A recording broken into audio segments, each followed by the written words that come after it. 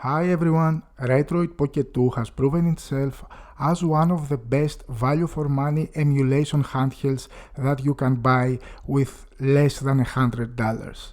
Both Retroid Pocket 2 and Retroid Pocket 2 Plus, which is the later updated version, which also included newer Android operating system and the touchscreen, have excellent emulation results across a number of platforms, across a number of consoles, and you can enjoy a great library of games depending on the system you want to choose and you want to emulate.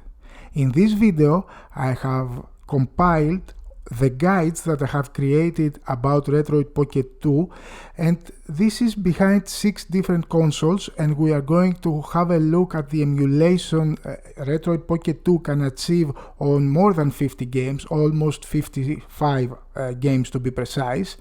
All those games have been emulated on a Retroid Pocket 2, but you can also play them on the Retroid Pocket 2 Plus with better results, of course. Don't forget to watch my other videos on the Retroid Pocket 2. I also have some performance improving steps that you can follow to improve your performance and your emulation results, and also the different guides that I have for the different systems. If you like the content of my channel, please consider supporting it by subscribing and pressing the like button. Also, you can support me on Patreon. You can find the link in the description of this video, and patrons get exclusive updates.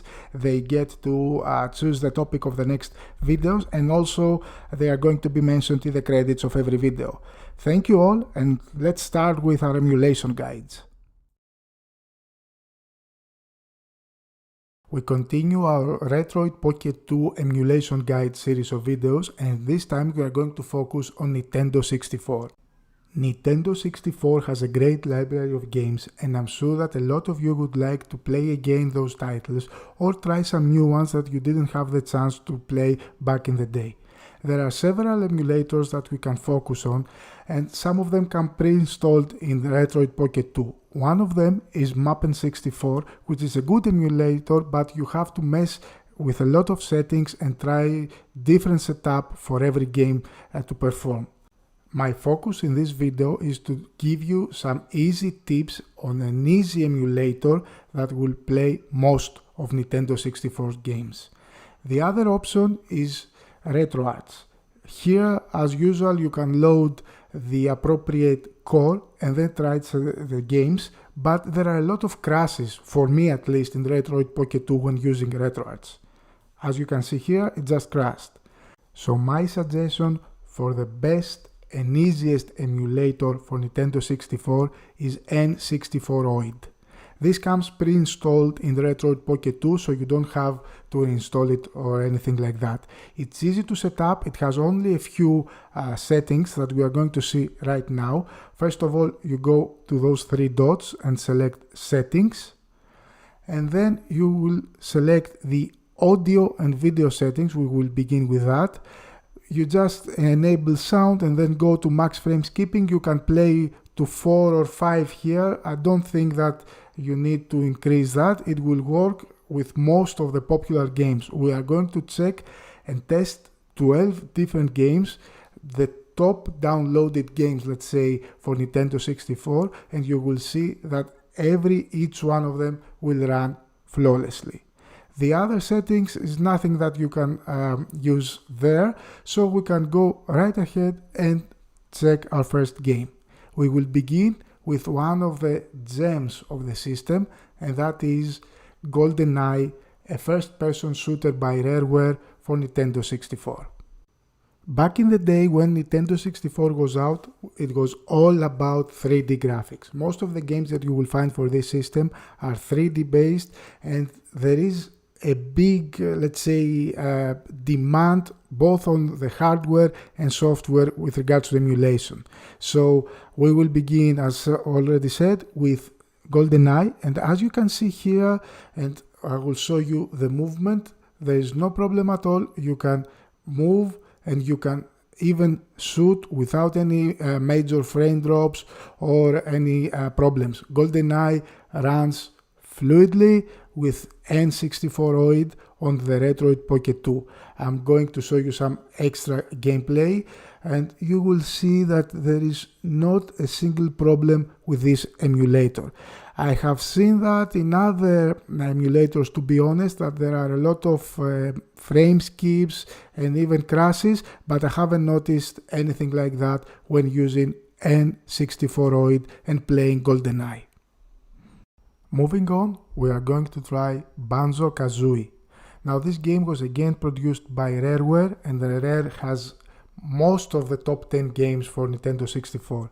It is a platformer, a 3D platformer, a demanding game again, but as you can see, there are no problems at all when running it using N64 on the Retroid Pocket 2. I'm going to skip the introduction and go right ahead to the actual gameplay for you to have a look. As you can see here, the game runs nice, there are no frame drops, the movement is fluid, and also there is no input lag. You can see the character moving around without any problem. You can use every button that you have set up for the game, and you can enjoy it 100% without any problems. Some more footage from the actual gameplay here. You can see also some monsters in the distance. They are moving without any issues, and your character can be controlled easily, especially if you're not doing any mistakes like I just did. But all in all, this is 100% playable using the emulator that I just mentioned on this system. Our third game is again by Rareware. It is a fighting game, and we're talking about Killer Instinct Gold. Now this is a combination of 3D graphics with pre-rendered ones that Rare used those Silicon graphics machines or workstations that they had back in the day to produce some amazing graphics. As you can see here, again, this game plays without any issues. There is a bit of delay on the frames. There is a couple of frame skip. Maybe if by increasing the frame skip you will get some better results, but all in all you can still play and enjoy this game without any problems. As you can see, the graphics are amazing, especially for the game that was released back in the day. So the third game, Killer Instinct Gold, runs without any issues on the N64 for the Retroid Pocket 2. Moving on, it's time for some Zelda games, and we will begin with the second one that was released. We are talking, of course, about Zelda Majora's Mask. Now, again, this is a 3D game created by Nintendo. This is the second Zelda game that came out for Nintendo 64. It has a similar engine to that of Zelda Ocarina of Time that we will see later on, and we will skip the introduction and move to the actual gameplay. This is the end of the cinematic, which also runs without any frame drops or anything like that, and we will now focus on the actual gameplay. As you can see, Link can move freely without any issues. You can press every button without any input lag, and you can enjoy and explore this vast Zelda world and fight every monster and enemy that comes in your way without any issues. Now, N64 does a magnificent job on this game because Zelda Majora's Mask does not really perform that well in other emulators, as I have seen. You have to tweak RetroArch, you have to tweak Map N64 with a different setup in order for this game to play as it plays here. Our next game is the one that most of you were waiting for, and we're talking about Zelda Ocarina of Time, an iconic game by Nintendo, by Shigeru Miyamoto's team actually, and perhaps the best in the Zelda series. I'm going to load my save game here and we will jump straight to the actual gameplay. Even the cinematic has no problem, no frame drop. I'm going to show you a small part of it and then you can see the actual gameplay. Again, notice Link's movement. He can move around without any issue, no input lag or frame drops. Even in the small in-game cinematics, you will notice no problem whatsoever, and you will be able to enjoy again another great Zelda title to its fullest. The in-game animation is great. There is not an issue that I have noticed when you try to fight some enemies, to fight some monsters, or move around in the, let's say, open 3D world of the game. Coming to our sixth game of this video guide, it's time for some racing, and of course I'm talking about Mario Kart 64. This of course was created by Nintendo, and it has a lot of memories to me, as one of my best friends back in the day had a Nintendo 64 and we used to spend hours playing versus mode on Mario Kart. So as you can see already, there is no lag, no frame drops or delays in the menu, and we will move and jump right to the actual gameplay.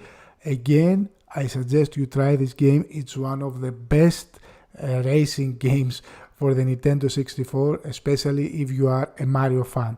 Now have a look at how the game performs.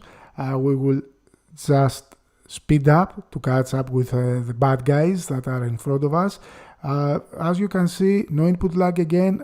Racing games are crucial when it comes to input lag. If there is input lag, you will not enjoy them, but there is no such case in Mario Kart 64. As you can see, no frame drops. I have just used a booster and there was no lag, no crash or delay. Again, you will enjoy this game in N64 on Retroid Pocket 2, and I suggest you do, because it is to me one of the best Mario Kart games ever. Moving on to our seventh game, it's time for some blood, and I'm talking about Mortal Kombat 4 by Midway. Now this is a fighting game with a lot of gruesome fatalities and movements, and for the Nintendo 64, the edition for the Nintendo 64 had blood, especially after the fiasco of Mortal Kombat 1 for the Super Nintendo, where blood was replaced by sweat. Now the game again runs without any issues. I'm going to choose the first character just for you to have a look at how it performs. And we will start with our first fight. In Mortal Kombat 4, the graphics are 3D. The 3D models of the characters move and animate without any issues. As you can see, no input lag again, and you can fight like playing, let's say, the arcade version of that game. The graphics are great, especially for back in the day, and you can enjoy Mortal Kombat 4 on the N64 on Retroid Pocket 2. For our eighth game, I have chosen an RPG, and I'm talking about Mario RPG for the Nintendo 64, or I should say Paper Mario. Now this is actually a sequel to the Mario RPG that was created for the Super Nintendo, but since that game was made by Square, and then Square moved to other systems during the Nintendo 64 time, Nintendo had Intelligent Systems create the next release in the series and renamed it to Paper Mario. Now if you liked the recent release of the Paper Mario Origami King, then I suggest you try this game, as it is better and it is more fun. It has a better fighting mechanics and the typical humor that you find in every Paper Mario since that and up to today. As for the performance, when using the N64 OID, the emulation is perfect. It doesn't have any problem. Of course, this is a less demanding game as it is not a 3D based game. It has more of a 3D background and environment and 2D sprites and characters. Here you can see the movement, no frame skip, no frame drops, and no input lag whatsoever. Moving on, no Nintendo console is complete without a Pokemon game. So for our next game that we are going to test, we will have a look at Pokemon Stadium 2. It is a fighting game where you use your team of Pokemon versus other trainers, and you try to win in several tournaments and become the master Pokemon trainer. Now, this is a 3D game and a demanding one. You will notice during the actual gameplay a few small or minor frame drops, but other than that, the battle system runs excellently and you will not have any issues when trying to play and enjoy it. This is the actual gameplay where you fight the other trainers, and you can see the animations run without any problem, and even the battle animations that you can use during your fight are all there without any problems, issues, frame drops or whatever. So if you want to enjoy Pokemon Stadium 2, then I suggest you use N64 on your Retroid Pocket 2. Coming to our 10th game for this video, it's time for the flagship of the system, and of course I'm talking about Super Mario 64. Now, that was the iconic 3D platform game by Nintendo on the Super Mario franchise, and it is considered one of the best of the series. To be honest, nowadays it shows its age and its old 3D graphics. Nintendo re-released that in 2020 in its new Mario 3D All Stars, but again, if you want to play it, you can test it on N64, and as you can see in the introduction, in the cinematic, although it is again a 3D game, it doesn't have any issue. Now let's move on to the actual gameplay, and you can see how it performs there. This is the in-game gameplay. Look how good the animation is, how fluid the movement of Mario, and how you can use every assigned button without any problems.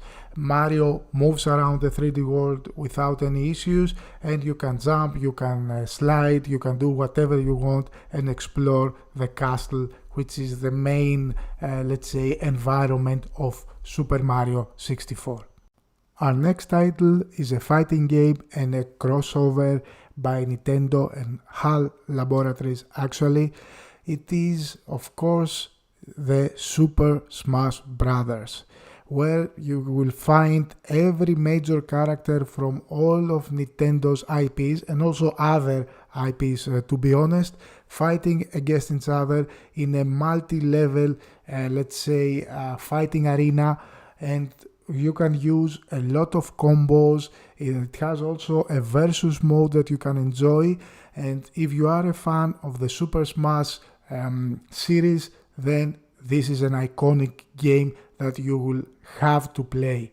Now, as you know, Super Smash Brothers is a major thing even today during the Nintendo Switch era, but this is where it more or less began, as that was a major hit for the Nintendo 64. The emulation is perfect, the movement is ideal, also the animations are excellent, and you can enjoy it to its fullest on your Retroid Pocket 2. Finally, this is our 12th and last title for this video, and I'm talking about Yoshi's Story. My personal favorite, one of the best platformers of Nintendo 64. I love the whole artwork. I love Yoshi since he first appeared in Super Mario World, and this is a great combination of platforming and a bit of puzzle solving game. With regards to the actual gameplay, I have seen Yoshi's Story having a lot of issues in other emulators, but I haven't noticed any problem on N64 OID. So if you are like me and you love Yoshi, then you should play it on your Retroid Pocket 2 and enjoy it, as it is an amazing game, a very fun one. This time we are going to focus on my personal favorite console, which is the Game Boy Advance. Now, the Game Boy Advance was the 32-bit version of the Game Boy, and it is, to me, one of the best consoles ever created by Nintendo, as you could have more or less the full library of Super Nintendo in your hands. Now, for our emulation, we will use RetroArch as usually, and the first step is to go and download the appropriate core for the Nintendo Game Boy Advance emulation, which in our case is the MGBA. If you don't have it, you can go to download cores to download it, and then you can select it from the load core menu and load it to RetroArch. The next step, as always, is to scan your appropriate folder for the available Game Boy Advance ROMs that you have downloaded. You go to scan directory, you select the directory, then wait a few seconds, and then you can begin playing the games. We will check around 9 games in this video to see some hidden gems and some mega hits for this amazing portable console, for this amazing handheld. And the first game we are going to check is the Castlevania Aria of Sorrow. Castlevania Aria of Sorrow is a 2003 side-scrolling Metroidvania game that was developed and published by Konami. It is the third installment of the Castlevania series on the Game Boy Advance, and it was led by the Castlevania producer Koji Igarashi, who had led the previous production teams for other Castlevania titles. Now, this title didn't sell that well in Japan, but it was a mega hit in the United States, and it had a sequel, which was Castlevania Dawn of Sorrow, that was released in 2005. This game, along with another Castlevania title, which is Harmony of Dissonance, was also released as a double pack in North America, an amazing cartridge that included both Aria of Sorrow and Harmony of Dissonance. Now, Aria of Sorrow is considered one of the best Castlevania games, of course after Symphony of the Night, and it is a typical Metroidvania game, a side-scrolling platformer, let's say, that you can progress and reach new parts of each level after you improve your character and gain more skills. Now, with regards to the actual emulation, this runs without any problems on the Retroid Pocket 2 using RetroArch. You can play it without any input lag, the sound is fine, I don't have any problems with that, and I'm going to mention a lot in that video that you may find other ways to play the Game Boy Advance games, maybe on your old Game Boy Advance if you have the cartridge, or in a later Game Boy model. But what is absolutely magnificent using the Retroid Pocket 2 is that you can enjoy the amazing graphics of this 32-bit handheld that were toned down a lot in the original Game Boy Advance due to the poor performing screen that it had. The Game Boy Advance only got a nice backlit screen on its second revision on the Game Boy Advance SP, the model AGS101. Up until that time, the Game Boy Advance did not have a backlit screen, and the quality of those amazing graphics were not depicted accurately as you played. Moving on to our second game, we are going to test an RPG, and this is one of the absolute hidden gems of this system. I'm talking, of course, about Golden Sun, one iconic RPG series that was exclusive to the Game Boy Advance up until the third installment in the series that was for the Nintendo DS. But other than that, those two games, Golden Sun and Golden Sun The Lost Age, are among the best Japanese RPGs, along of course with some others like the Final Fantasy series, that you can enjoy on the Game Boy Advance system.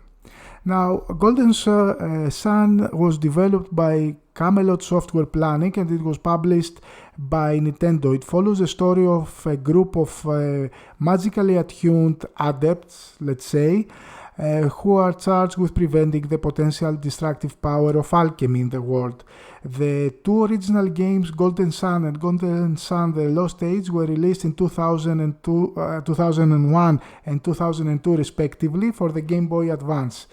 The third game, as already mentioned, it was released for the Nintendo DS. This series has received very favorable reviews by critics. Its sales were not very high, but that was due to the fact that the genre, especially when moving away from Japan or Europe, is not that popular. However, there is a big movement of following the typical and classic Japanese RPGs even on the Game Boy Advance system. Now, other than that, the emulation again runs without any problems whatsoever. You can enjoy the game to its fullest. You can see how great those graphics look. It's not the typical 2D sprites. The sprites are they resemble a lot that of the games developed by Rare.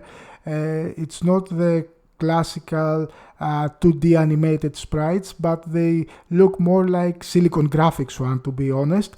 The backgrounds are amazing, the effects are great. As you can see, there are a lot of lightning effects as we play on the first moments of the game. Your character begins alone as you start the story, but then you create a group, which is typical of almost every Japanese RPG that you can find.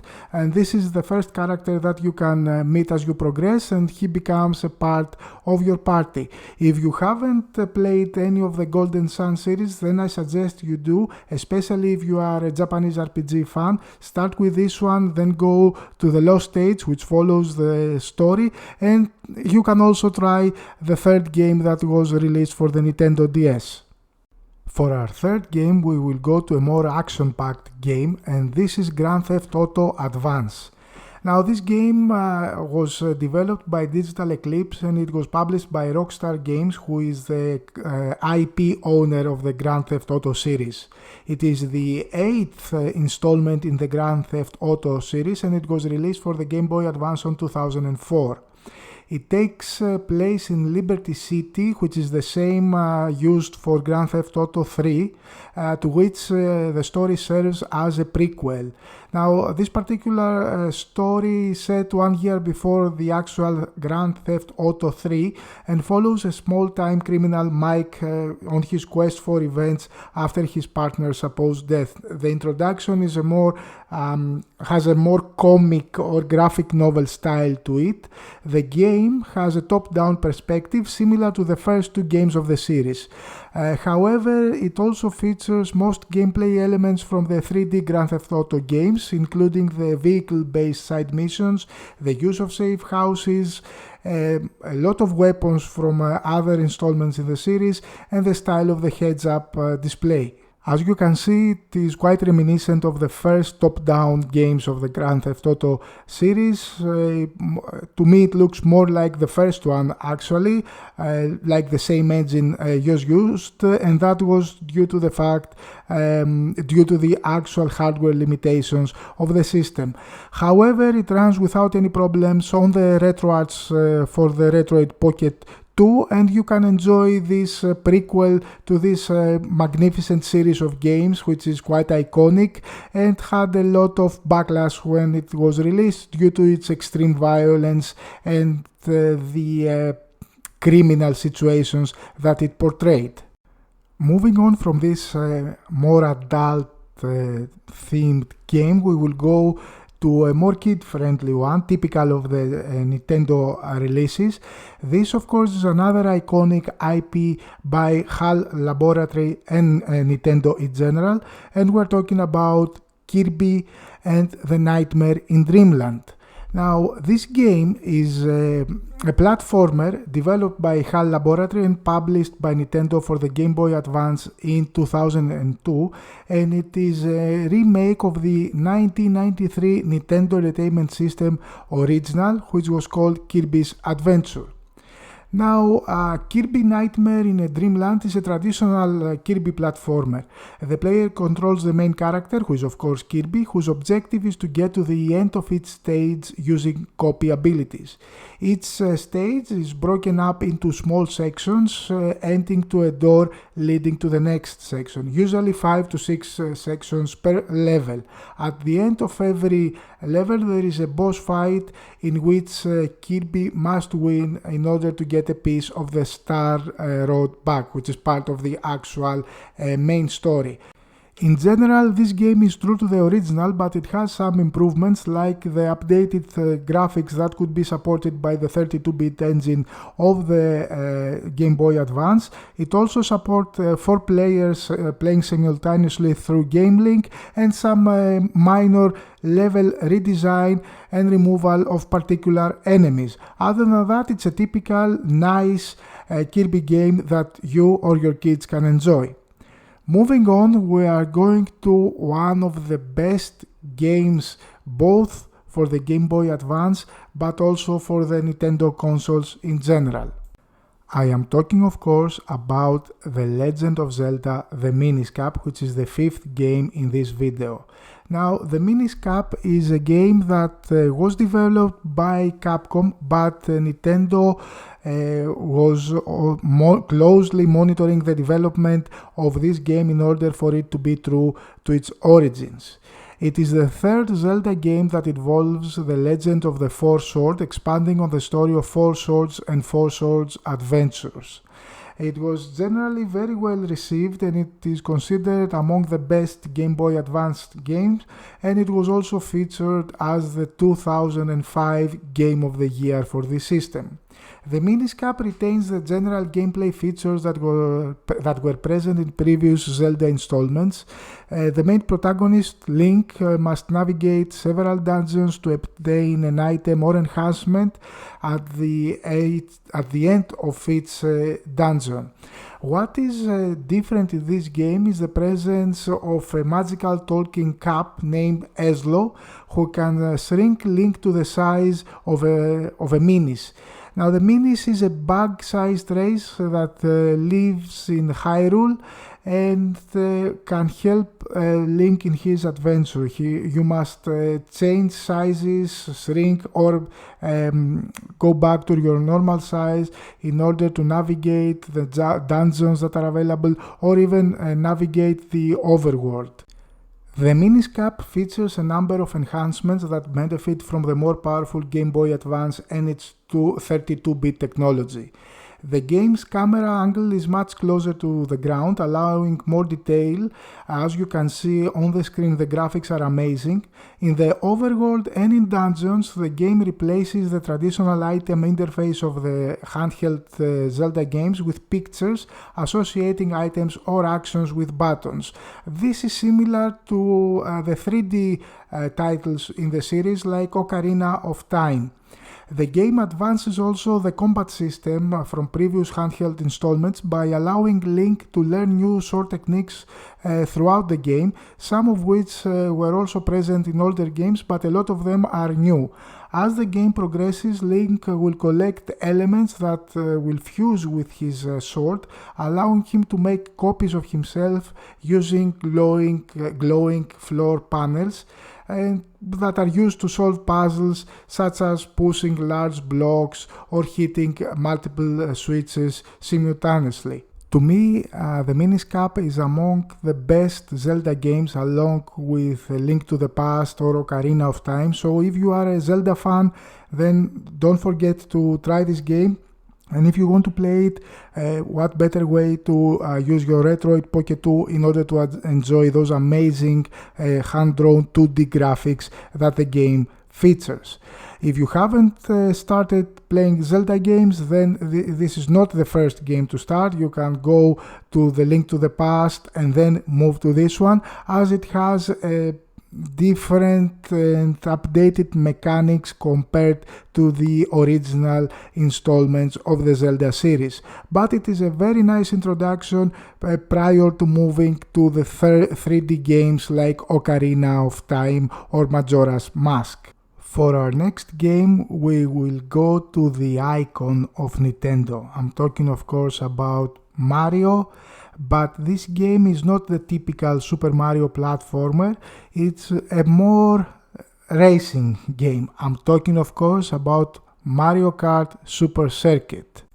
This game was developed by Intelligent Systems, a Japanese video game developer best known for developing Fire Emblem, Paper Mario and WarioWare games, and it was released through Nintendo in 2001. It is the third installment in the Mario Kart series following Super Mario Kart of 1992 and Mario Kart 64 of 1996, and it is also the first for the handheld consoles in general. The game retains traditional game elements of Mario Kart series and received critical acclaim upon release, selling more than 2 million copies in the United States alone. Super Circuit is a kart racing video game in which the player races in a kart against other teams in different courses. The game screen indicates the current standings in a race, the number of laps needed to complete or finish the race, and incoming weapons.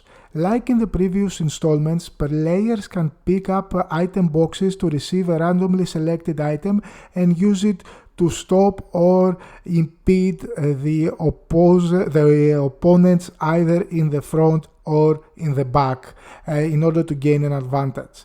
Some items such as shells and banana peels allow the player to hit others to slow them down, while other items such as the star power-up render the player temporarily invisible to attacks.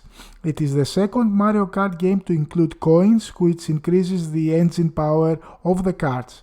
There are 5 game modes in Super Circuit: Mario GP, Time Trial, Quick Run, VS and Battle, and most of these modes can be played by themselves in single-player races, while some others can be played in multiplayer mode. As you can see, this game plays without any problems on this particular emulation on the Retroid Pocket 2, and it is a very improved version compared to the original Mario Kart from 1992, as it capitalized on the improved technology that the Game Boy Advance had. For our 7th game, we will go to a more action-paced game again. We are talking about Metal Slug Advance, a game that was developed by Noise Factory, a Japanese video game developer based in Osaka, that was established by former Atlas staff. It was released for the Game Boy Advance in 2004 under the SNK publisher, the company that was behind the Neo Geo series of consoles and a lot of arcade games. Now, the gameplay is typical to other Metal Slug games, but with two new systems introduced: the life system and the card system. The life system is simply a life bar for players, replacing the old extra lives that the previous Metal Slug games had. As the players take damage, the life bar depletes, and by collecting food items you can restore health. The card system is a card collecting part of the game. Cards can be found from shooting certain parts of the background and by obtaining them from certain hostages, or sometimes by doing both. The cards have many different purposes, from giving detailed info on items and characters from the Metal Slug series to boosting player abilities or even unlocking special slugs. There are 100 cards to collect, and collecting them all becomes the main objective to anyone who defeats the final boss. Now, all in all, this is a typical Metal Slug game. There are a lot of Metal Slug games released over more than 2 decades now, and it is one of the most iconic action IPs coming out of Japan. It is typical. You have to kill the enemies and rescue hostages as you progress. Of course, at the end of every level there is a boss that you have to win in order to complete the level. We have 2 more games to go, and as already mentioned in other Nintendo videos, there is never a complete Nintendo emulation video without a Pokemon game. This time it is the Pokemon Fire Red version. Now, Pokemon Fire Red version and Pokemon Leaf Green, they were released in 2004 simultaneously and were the enhanced remakes of the 1996 RPG video games Pokemon Red and Pokemon Blue. They were developed by Game Freak and published by the Pokemon Company and Nintendo for the Game Boy Advance. The games are part of the third generation of the Pokemon video game series and hold the distinction of being the first enhanced remakes of previous games within the IP. As in previous games, the player controls the player character from an overhead perspective and participates in turn-based battles using his collected Pokemon and his starter Pokemon that he chooses when he begins his adventure.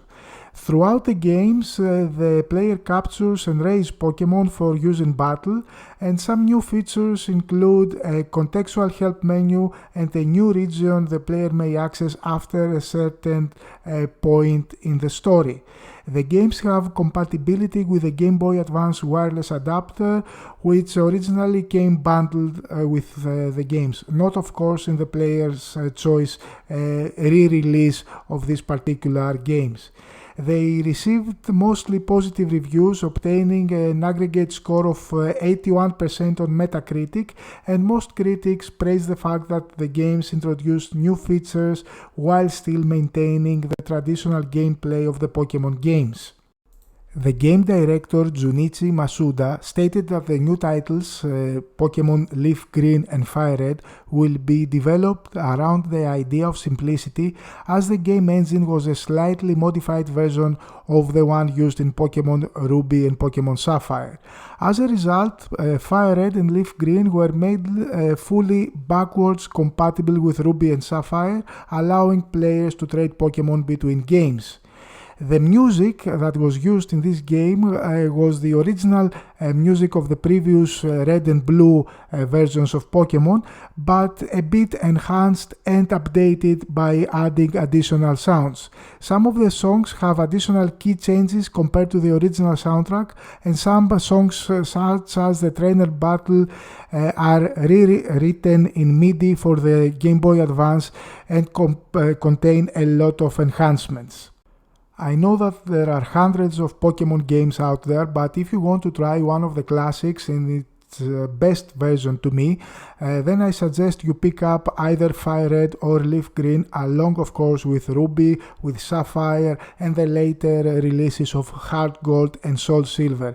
Pokemon games are iconic. They use more or less the same recipe up until today. The later games just improved the graphic engine, but other than that the gameplay is the same. It is a franchise that it is still very strong today, highly collectible, and I suggest you give it a try if you haven't already.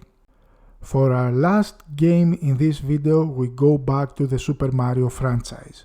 We are talking of course about Super Mario Advance 2 or Super Mario World, which is actually the remake of Super Mario World from the Super Nintendo and the original Mario Bros. Game. You can select either of those games in the beginning and the title screen. Now, this game is actually a remake, as we said, from the original game that was developed by Nintendo, and it was released in 2001. There are numerous gameplay, visual and level design changes from the original game, but the most notable is the fact that this game is now a single player game only. Still, you can select Luigi, but as an alternative character. The gameplay and plot are the same as in the original, and you have to control either Mario or Luigi and Yoshi, of course, adventuring through Dinosaur Island in order to stop the evil King Bowser and his minions who have kidnapped Princess Peach. Of course, there are not a lot to say about the Super Mario game. It's one of the best platformers that you can find in any system. If you haven't tried it, then okay, stop this video and go right ahead to enjoy it. This time we are going to focus exclusively in one of the most common consoles of the 1990s. I'm talking, of course, about the Super Nintendo. This powerhouse by Nintendo that it was released back in the 90s and it took the gaming community by storm. It is one of the most successful consoles ever developed with a huge library. Of course, in this case, we are going to use RetroArts on the Retroid Pocket 2. The first step, as always, is to download the appropriate core, which in our case is the SNES 9X. So you would go, when you launch RetroArts, to download core, you would select the SNES 9X, wait a few seconds until it is downloaded and then activate it.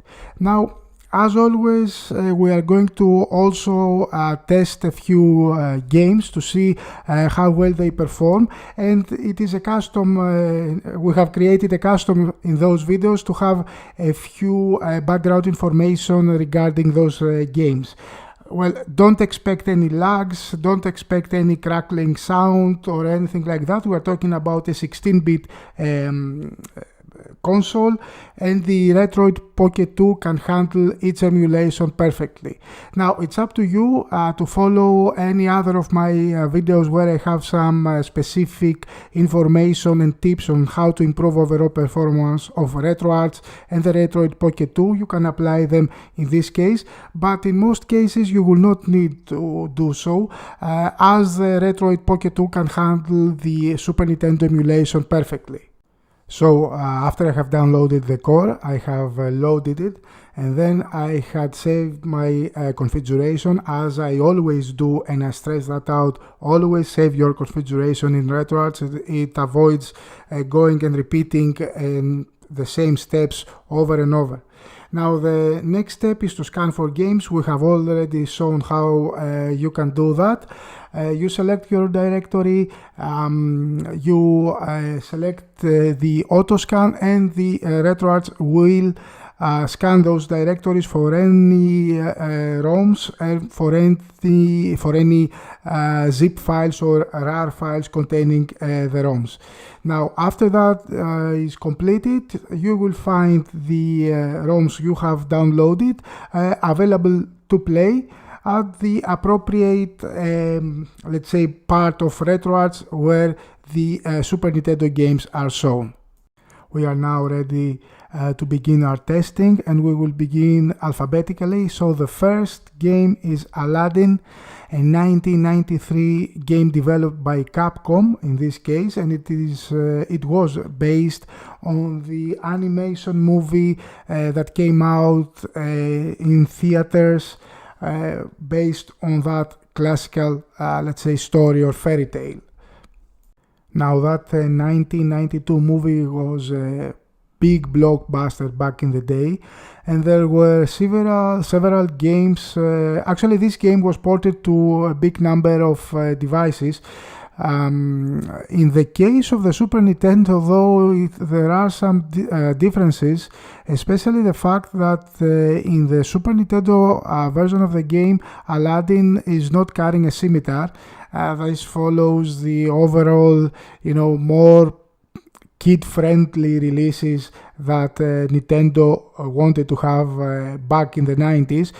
You may recall the case of Mortal Kombat, where the first Mortal Kombat was censored. There was no blood in the Super Nintendo version. They have replaced that with sweat.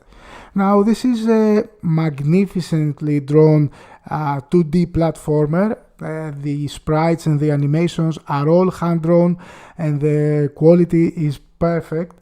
Now the levels are magnificent. The level design is excellent. You also have this little monkey that is following you around. There is a lot of platforming, a lot of enemies, different enemies, and this game can become quite challenging from time to time. That was the case of the platformers back in the day.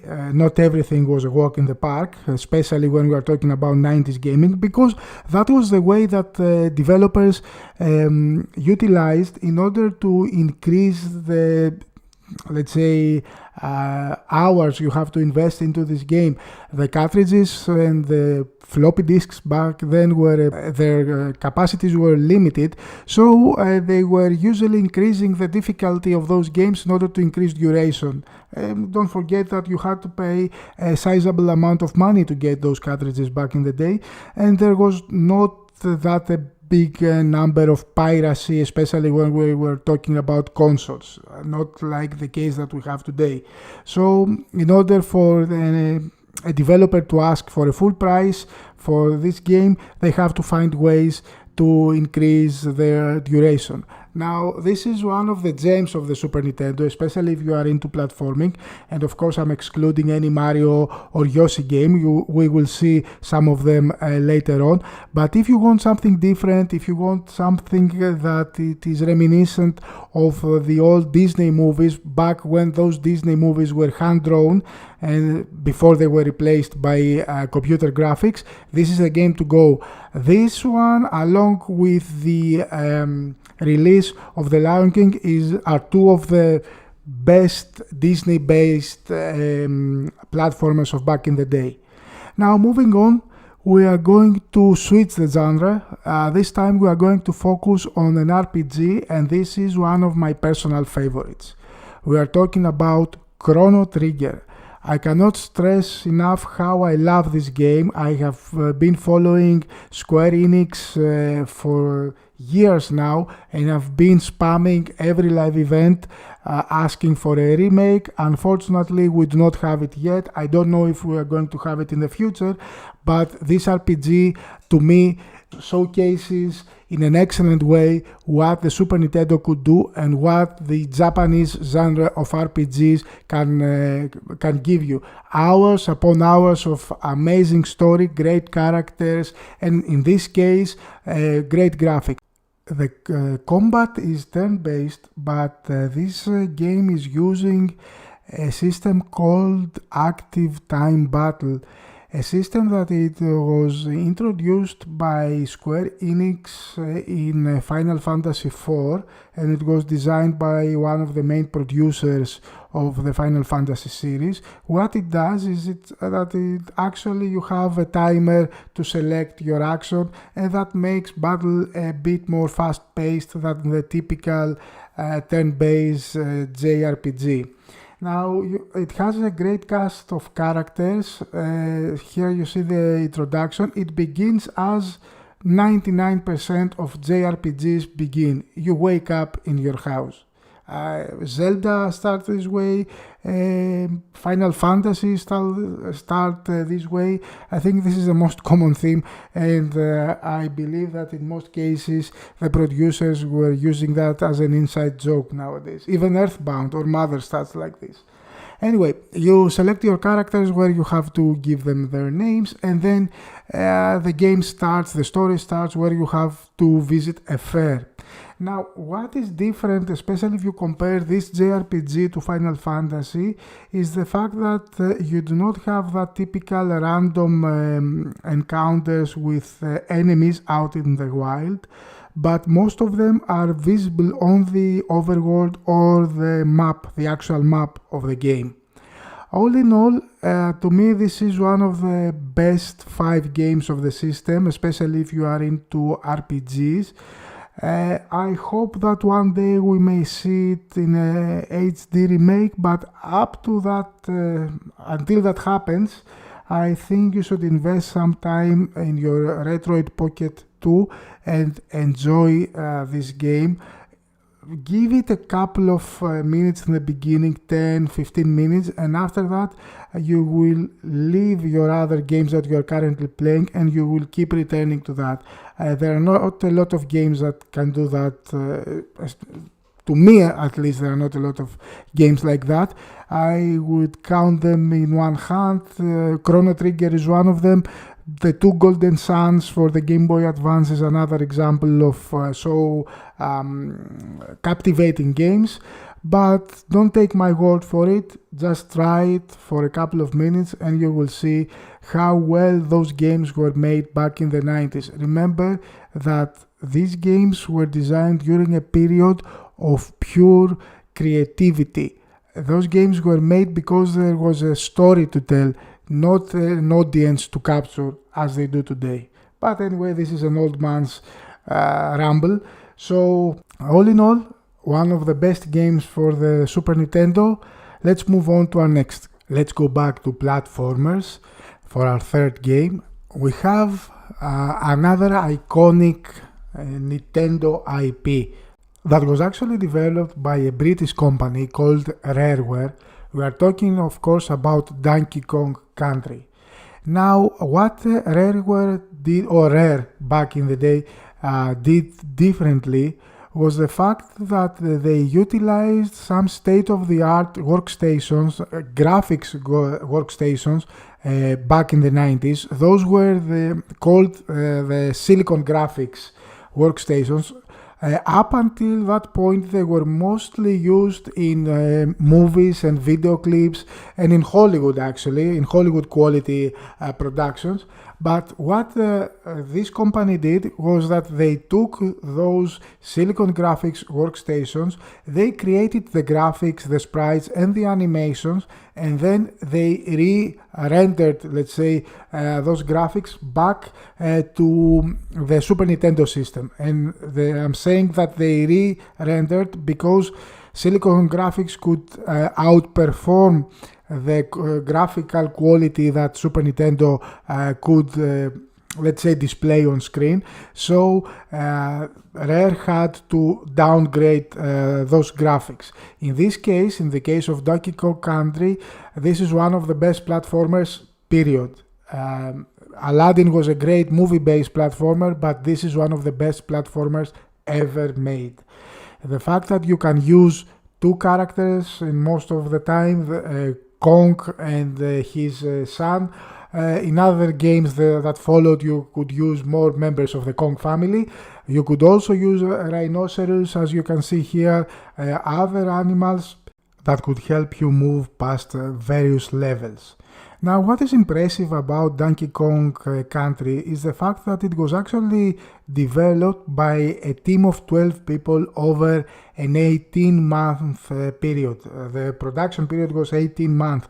Nintendo purchased a minority stake back then in Rare in order for them to develop and to assist the company with more funds. They have also decided to, let's say, take the Kong franchise out of its long hiatus, and the end game was this magnificent game. Now, in the case of Retroid Pocket 2 using RetroArts, Donkey Kong Country performs without any issues, so we can now move on to our next game.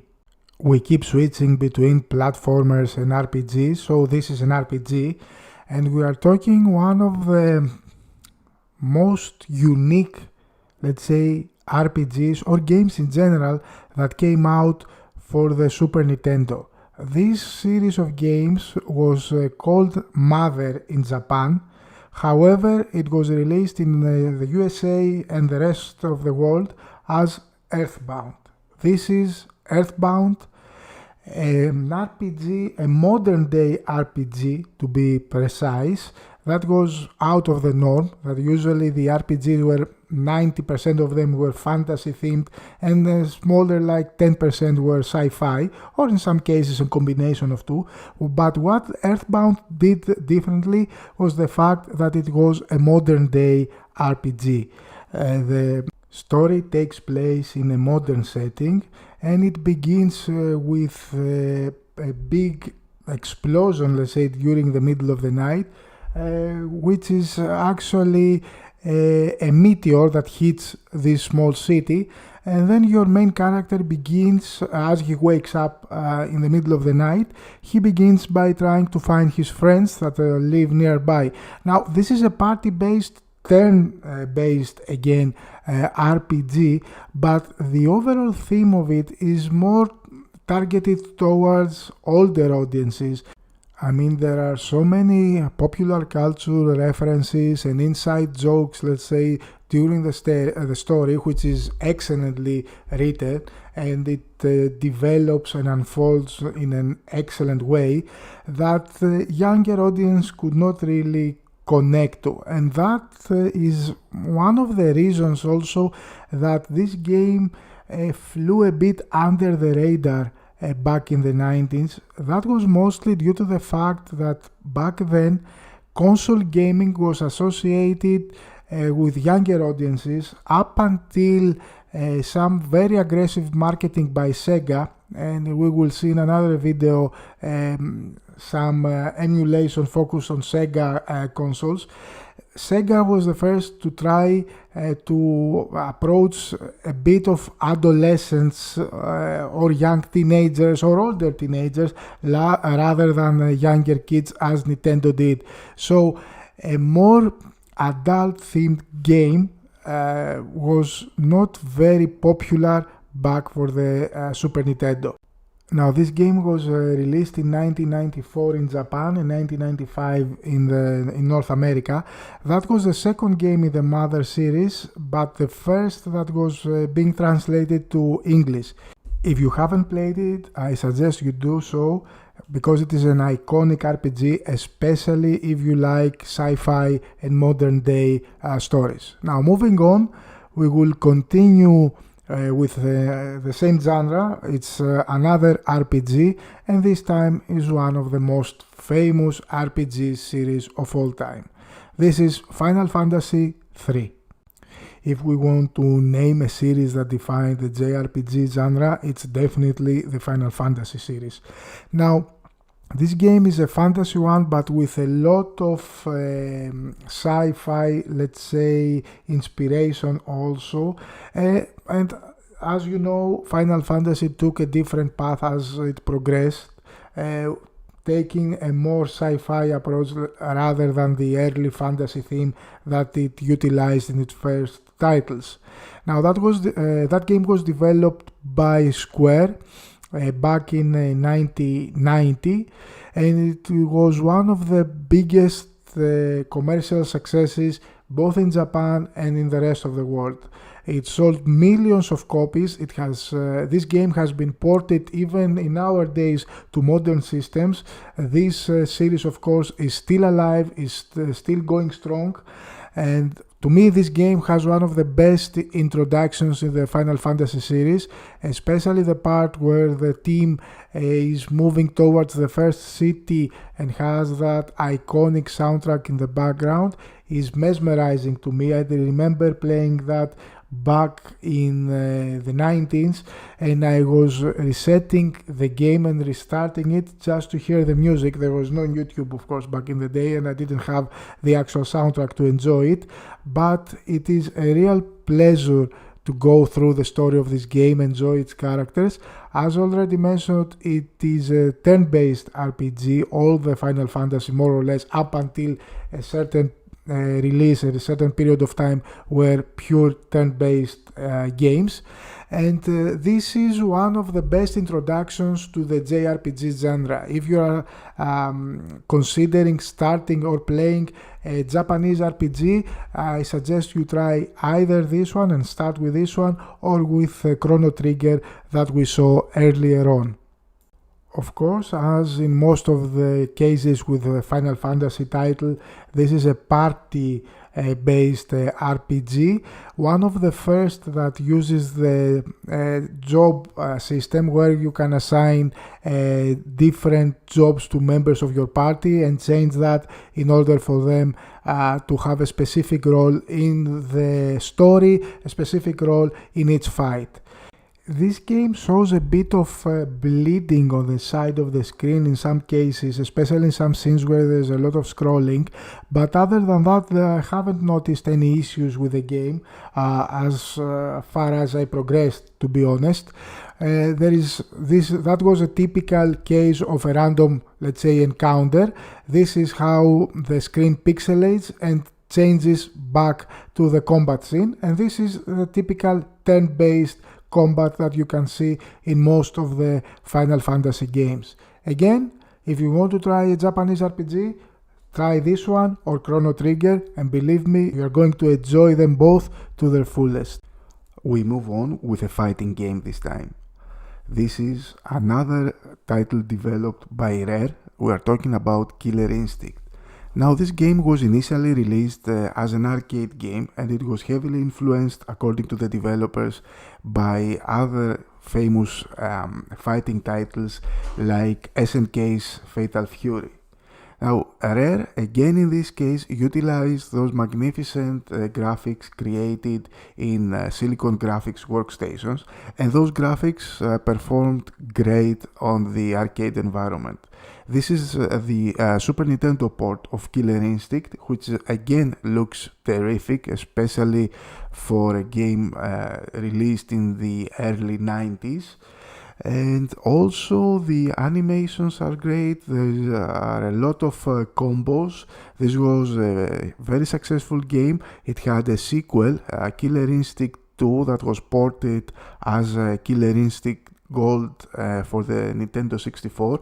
We have also tested it in the appropriate Nintendo 64 video. It runs without any issues. You can enjoy it, and there is no button lag, which is very important for a fighting game, as you can see while I'm testing every other button on the Retroid Pocket 2. So you can download it. It is easily to find. It's one of the let's say 3-4 best fighting games for the Super Nintendo, along with Mortal Kombat that we are going to see later on, and Street Fighter, of course, which is also iconic. Now, let's move on to our next game, which is a platformer. We are talking about Kirby's Dream Land 3. Now, this game was developed by HAL Laboratory, a company that had and still has to this day close ties to Nintendo.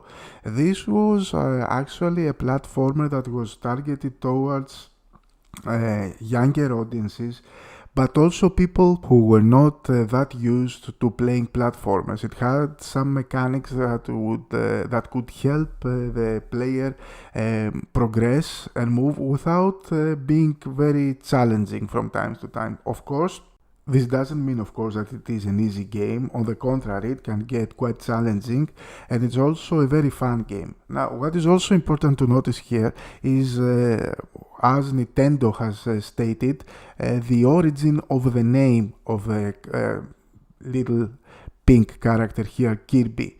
Now, this character was named after the famous lawyer John Kirby, an attorney back in the day, who was mainly responsible for Nintendo winning the lawsuit it had from Universal Studios on the copyrights of the Kong franchise. Universal Studios sued Nintendo for a copyright infringement based on the fact that they had some movies with Kong, that big monster, and Nintendo creating the Donkey Kong franchise, which according to Universal Studios infringed their copyright. However, the team by Nintendo won, and that team was led by John Kirby, who is shown here. You can see the resemblance. And then Nintendo named this beautiful, bold character after this attorney. As you can see, the game runs excellently. It has no lags or no other type of problems. You can enjoy it and you can complete it. To me, the Kirby franchise is not among my favorites, but I can understand the people who love it, as it is a magnificently designed game. Now, let's move on to an iconic title of the Super Nintendo, a franchise created by Shigeru Miyamoto. I'm talking about Zelda, of course, and this is Zelda: A Link to the Past. One of the best adventures that you can find for any system. I am personally not that big Zelda fan, but I love those early 2D games, and I also love the remake that was made to Link's Awakening, which is also a 3D but follows the same perspective, let's say the isometric one. I am not a huge fan of the 3D Zelda games like Ocarina of Time, Majora's Masks and all the later titles, and I hope that we will see some good remakes, HD remakes of the early 2D Zelda games. Now, specifically, this game is so magnificently designed, the animations are amazing, and I personally love 2D hand-drawn sprites, and this is a game that showcases this type of technology in an excellent way. Moreover, it has a great story that unfolds. It is, of course, it begins with you have to go and save the princess, but there are so many things going on, and it develops and unfolds as you progress. It also has, to me, the best designed dungeons and puzzles that you can find, especially in the early era of Zelda.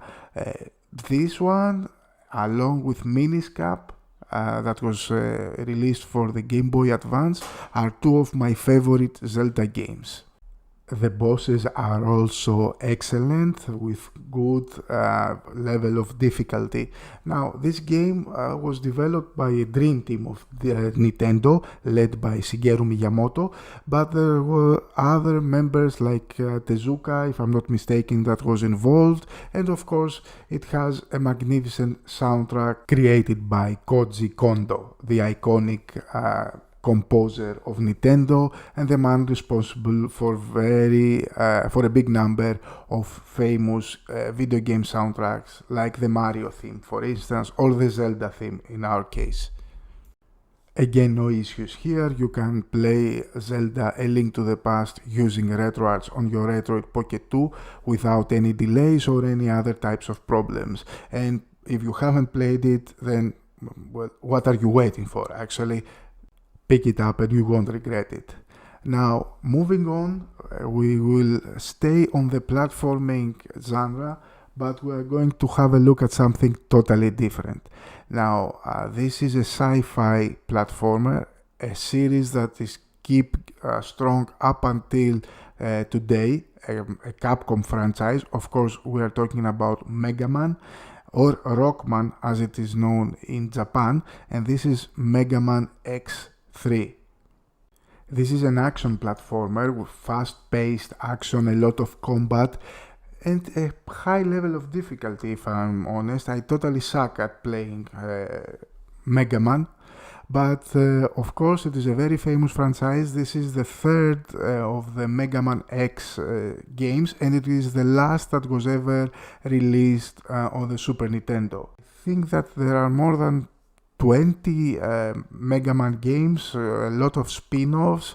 Now in later days the series seems to be losing its direction. There are a lot of flops that were released later on, but these are the early days, the mid-early days of the series. The beginning was, of course, on the Nintendo Entertainment System, but the Mega Man series really took off during the Super Nintendo era, as it could utilize the better technology to show nicer graphics, better special effects like the explosions that you see here, more weapons, more characters, bigger levels, more complexity in the level design, and all that stuff that make Mega Man one of the most famous action platforming franchises ever.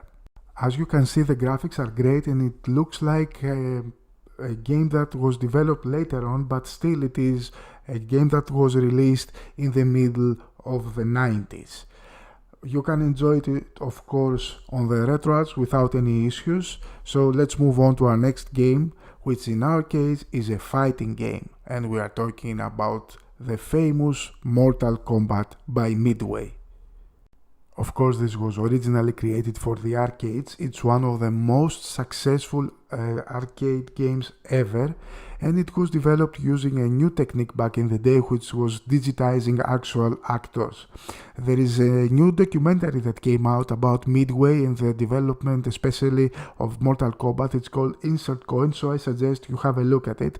Other than that, it's a great game, but it has this issue of censorship, as they have removed all the blood and have replaced that with sweat. That was the case only for the Super Nintendo port of the game. If you play it on a Sega Genesis or Megadrive, it still has the blood. Of course, on the arcade, it has the blood and all the extra moves with a lot of blood and gore. It is still a great fighting game even without the blood, and you can play it on the RetroArts. Again, as you can see, no button lag or any other types of problem. You can enjoy it 100%. Moving on, we will stay on the genre and we will show the arch nemesis of Mortal Kombat, which is of course the Street Fighter series. This is Street Fighter 2. A game again developed by Capcom that came out in the arcades. It was the second installment in the Street Fighter series, but it was actually the game that let the series took off. This is the turbo version. It has 2D graphics, a totally different direction when compared to Mortal Kombat, but the graphics and the combos are excellent. There is no blood here though, but it is a game that I believe that 99% of every gamer out there have tried it or played it. This port to the Super Nintendo is a magnificent port. It has no issues, so I suggest if you want to try a couple of fighting games on your Retroid Pocket 2, try Street Fighter 2 and the Mortal Kombat that we saw earlier. Moving on, we will return to the platformer genre with an all-star game, a pure Super Mario All-Star game. This compilation has 4 iconic Mario games from the Nintendo Entertainment System era.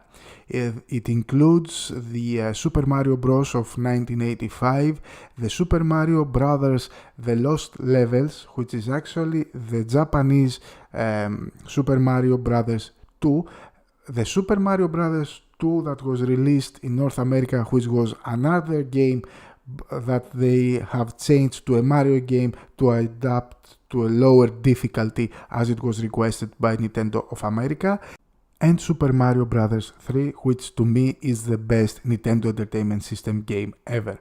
Of course, all these games are remade and they are using the new Super Nintendo technology. As you can see, the graphics are better compared to the Nintendo Entertainment System releases, and this is among the best platformers that you can play on the Super Nintendo and on the 16-bit era of consoles in general. If you haven't played it, stop the video and start playing those games from the Super Mario All-Stars. All 4 games performed without any issue on the RetroArts. Of course, these are 16-bit 2D hand-drawn games developed by the team led by Shigeru Miyamoto, of course, and Tezuka was involved in the development of some of those, with the music by Koji Kondo, the true Nintendo All-Star Trio. For our next game, we will remain on the Super Mario franchise, but this is a game that was developed by Square. And this is because this is Super Mario RPG, a totally different take on the Super Mario franchise, as it was a very new idea back in the day to utilize the famous Square's system and type of approaching an RPG and bringing that to the universe of Super Mario, having all the Super Mario characters, the Bowser, Princess Peach, but in an RPG, and that combination was extremely successful back in the day. As you can see here in the emulation, there's some bleeding on the top of the screen, but this will not stop you from enjoying this amazing game. The battle system is turn-based, where you have to use some button pressing, some good timed button pressing, and all the abilities that your character has in order to progress in an isometric environment where you have to fight not random, as you can see them on the overworld monsters, and also a lot of bosses at the end of every level. As you can see, you have a number of abilities that are available and a number of weapons that you begin only with your boots. Later on you get more weapons, and you can use them in order to defeat a number of characters. There was a sequel to that game, as it was very successful, but later on Nintendo and Square didn't get along that well, so this series was renamed to Paper Mario, and it is alive up until today, as the latest release was for the Nintendo Switch with Paper Mario Origami King. The basic mechanics are still there with a lot of changes and upgrades, of course, but that was the beginning, and this game, along with the next one, which was the 1000 Door, if I remember correctly, are two of the best of the series. As you have seen, there are some issues with emulation of this game, a lot of empty blank screens and a bit of flickering, but other than that you can still play it without major issues.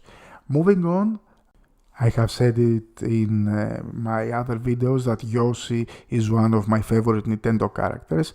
This is Super Mario World 2 Yoshi's Island, another platformer where the star is the little dragon Yoshi, and it has a lot of differences with the other Super Mario games, as it has a lot of different mechanics. You're mostly utilizing Yoshi and his abilities, which is to consume, let's say, his adversaries and create eggs, and then you can use those eggs to hit some other levels, some other items in the actual stage in order to progress.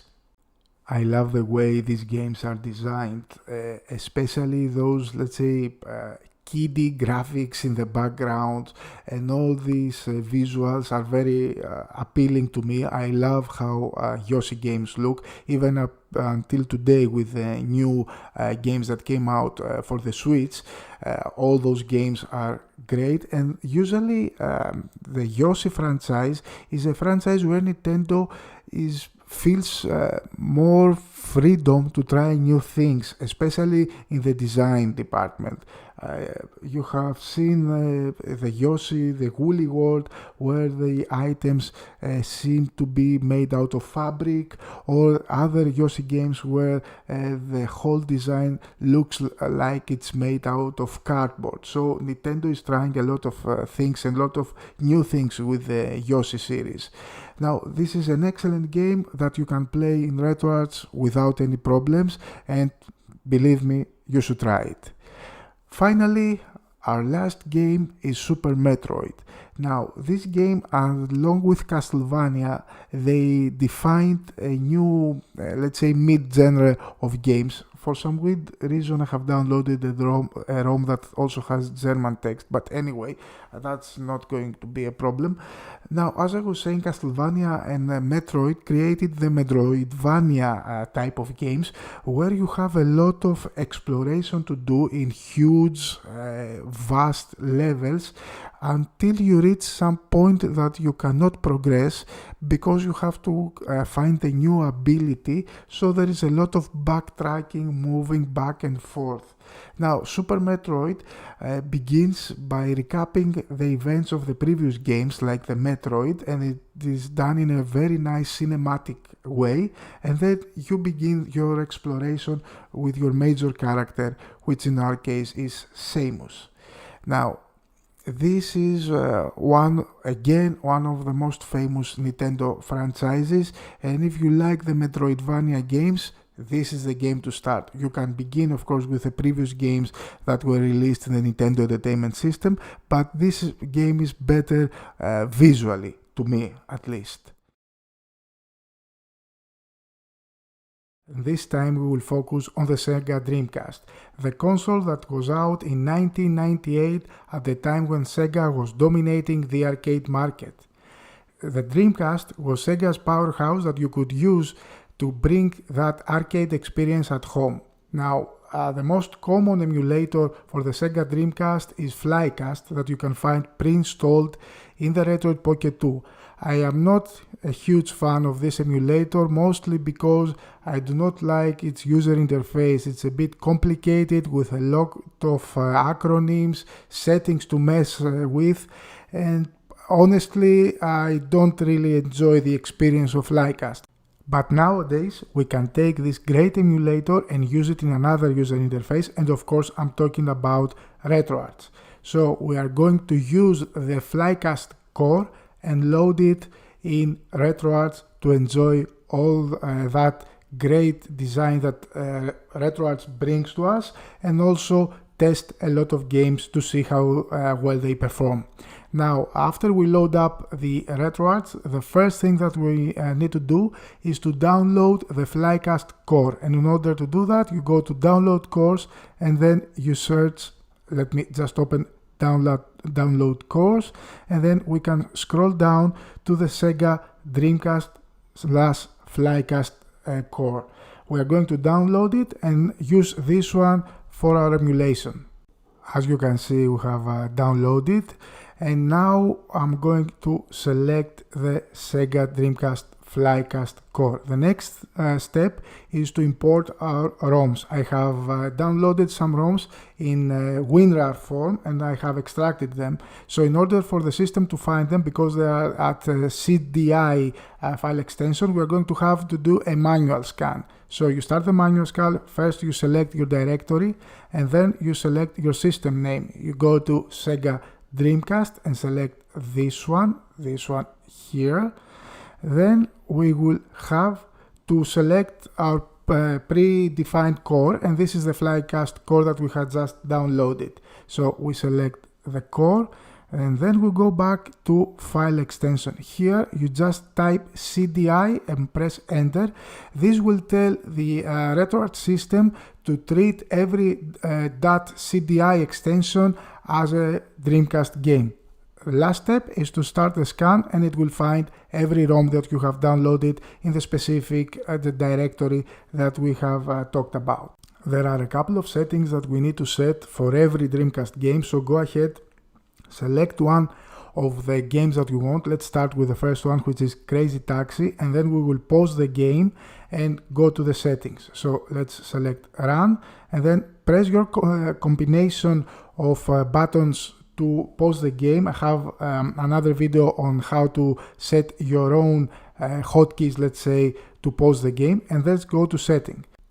First, you have to go to MIP mapping and set that to on, as you can see here. The next setting is DIV matching that you should set to auto. As you can see, it's off. I'm going to change that to auto. Now there are some other settings like the frame skipping that I suggest you keep to 0 and then change it to 1 or 2 depending on the performance of the game.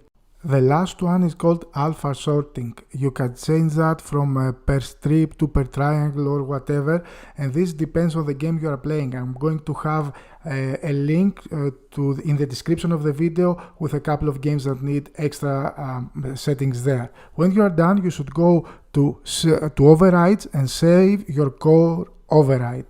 Go back to the initial settings and save that configuration. What we just did was we just instructed RetroArch to treat every Dreamcast game with the settings we just decided. And this will be applied whenever you play a new Dreamcast game. So now we are ready. Let's start with a game and we can begin with Crazy Taxi. Crazy Taxi was an arcade game by Sega. It was released in 1999 and then ported to the Dreamcast. As mentioned, most of those games that we are going to play were arcade games that Sega ported to Dreamcast, and it was great that you could have all this arcade experience at home. So as you can see, so far the game plays without any issues. The frames per second are more or less high, and you can also see that during actual gameplay. So I'm going to select my character. Let's go with Joe, and then we can jump right to the actual gameplay. In this game you have to pick up customers from their location and then take them to their destination. Depending on how fast you arrive, you will get some bonus, extra money and time. That was a huge game back in the arcade days, and let's see how well it performs on the RetroArch using the Flycast core. Here it's a customer, so I'm going to break. Was just searching for the actual controls, and we are ready. We have our first customer. Now let's go to his destination. As you can see, the green arrow points towards our destination. The control is great. There are no frame drops or lags as you play. You can see that the speed is nice, the sound is okay. It is a bit of choppy from time to time, but other than that you will not have any problem playing this game. This is our destination, so I'm going to stop here and deliver my customer. As you can see, I got some money and some time. Now I have to reverse and go pick another customer before my time runs out. Here is another customer. So all in all, it is a playable game that you can enjoy. It has a second part also, Crazy Taxi 2, that is also available, and you can download the ROM and enjoy it. Our next game is a fighting game, and this time we're talking about Marvel vs. Capcom 2. Another great arcade game, a huge success back in the day, that was also available in the Dreamcast. So this is the introduction. As you can see, I'm going to press the start button, go to arcade mode, and then select a team of 3 fighters from the available pool of fighters that the game has. Let's go ahead and pick our team. This is a tag team fighting game. You can change your fighter during the actual fight, when his health is low, or when you need to use a special combo. Now let's go ahead and have a look at the actual gameplay. This is part of the series of Capcom Versus. Capcom released a lot of fighting games under this title, Capcom vs SNK, Capcom vs Marvel and others. And as you can see, the gameplay is flawless. It plays without any issues. Also the sound is great. The controls have no input lag whatsoever, and you can enjoy it to its fullest. As you can see, you can have your combos, you can have your fighters.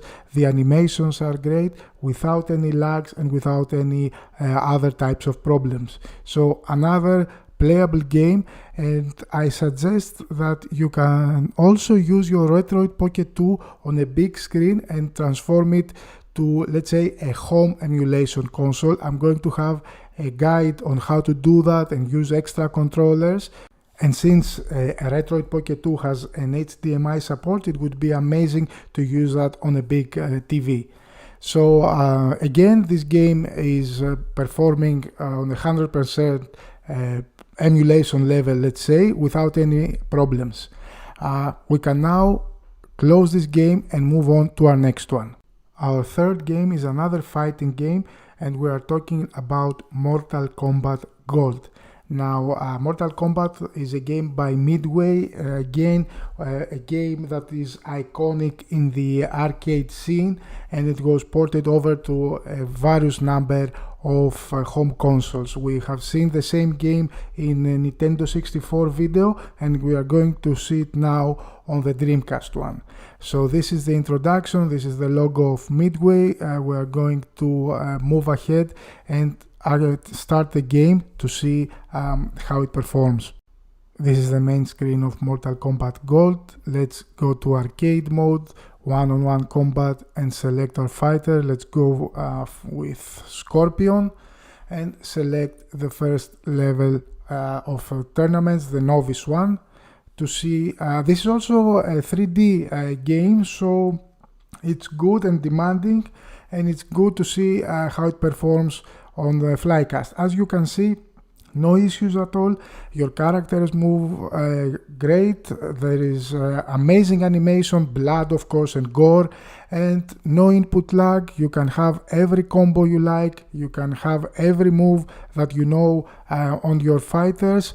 The 3D backgrounds are great. There is no flickering, no texture issues. It plays like it plays in the arcades, and again, this is another game that you can enjoy on a big screen by following the guide that I'm going to post in the following days. For our game number 4, we will again take a Capcom game, and this time we are talking about Resident Evil Code Veronica. Now, this is the 4th game in the Resident Evil series. It was developed directly for the Dreamcast in 2000 by Capcom, and it takes place after the events of Resident Evil 2. As you can see during the introduction, there is no problem, no frame skip, and the frames are quite high, so we are going to go right ahead and start a new game. Now, this is a survival horror game, as you know, one of the most famous, let's say, Capcom franchises, and one of the best games in the genre. So this is, again, the introduction. We are going to skip it and go right ahead to the actual gameplay. In Resident Evil Code Veronica, you play the part of Claire Redfield, who starts off being imprisoned in Rockford Island, and this is the actual gameplay. As your character moves, you can see that the frames per second are above 25 for most of the game. You can see the textures having no problem, the lighting also is okay, and the movement is without any issues. You don't have any input lag again, and you can enjoy this game. Another game that would be best played on a big screen. These are some in-game cinematics. Again, there is no texture problem, there is no flickering, even with different lighting situations during the game. And moving on, I'm going to skip, and you can see how your character moves. You turn Claire with your joystick, and then you can move front, you can interact with items, you can interact with the background. And what is important also to notice here is, as she is carrying a lighter, you can see that there are no problems with the textures. Usually when this happens during an emulation, you expect some flickering or some texture issues, but these are not present here. So again, a playable game that you can enjoy on your Retroid Pocket 2 using the Flycast core on RetroArch. Now, amazing game all in all. I suggest you try it, especially if you like the Resident Evil series or survival horror games. Again, this is the 4th installment in the Resident Evil series of games. Now I'm going to pause this game, I'm going to exit, and then we can move on and try some more games, and we can go to our 5th game of this video. The 5th game is Sega Rally, and I have to say that not everything is always good when we are talking about emulation. And what I mean is that this game crashed. It just crashed on the RetroArch. So we are going to see if Flycast can run this game on its own. Let's see, this is the Dreamcast introduction screen. I don't have much hope for that game. Most probably it's unplayable. Let's see if it will move past this screen. No, it crashed again. This is what happens with emulation. It is common to see games that are unplayable. So we are going to relaunch RetroArch, load the core again, and continue with our next game. I don't know if Sega Rally is playable on the RetroArch or on other devices, but it's not on the Retroid Pocket 2. Moving on to our 6th game, it's time for Shenmue, the first game that ever came out. This game was developed exclusively for the Dreamcast in 1999, and it is again the first in the Shenmue series. This is the introduction. It shows that it has no issues, although the frames per second are a bit low. They are below 20. So I'm going to change a couple of alpha sorting the settings in order for it to perform better, and then reset it, and we will jump right to the introduction of the game, the actual cinematic. As you will see here, it has a lot of effects. It is a 3D game, a demanding one that will push actually Retroid Pocket 2 emulation to its limits. However, as you can see, it performs well. There is no flickering, there is no issue on the introduction. This is your main character who enters his home and dojo, and there are a lot of things that will happen after that. We will skip it and move right ahead to the actual gameplay, and there you will see that again the movement of the character is excellent. His animations are super good, and there is no problem with his movement. There is a bit of texture, let's say, not flickering, but transparency issue when you zoom in to your character, but other than that you can use your controller. It doesn't have any input lag or any issue. The dialogues are okay from what I have checked, and also the fighting, when it happens, it has no delays, no frame drops or any other types of problems. So Shenmue is playable when you use Flycast on the RetroArch on your Retroid Pocket 2, and it is the first game that you should check and enjoy before moving on to the next installments of Shenmue, which are amazing games that you can play on the PlayStation series. For our 7th game, we have Sega Mascot. There is no Sega console complete without a Sonic game. So this time we are going to check Sonic Adventures number 2, the second game in the series that came out for the Dreamcast, and it's part of the Sonic series, the amazing hedgehog, the icon of Sega that follows every console release of the company.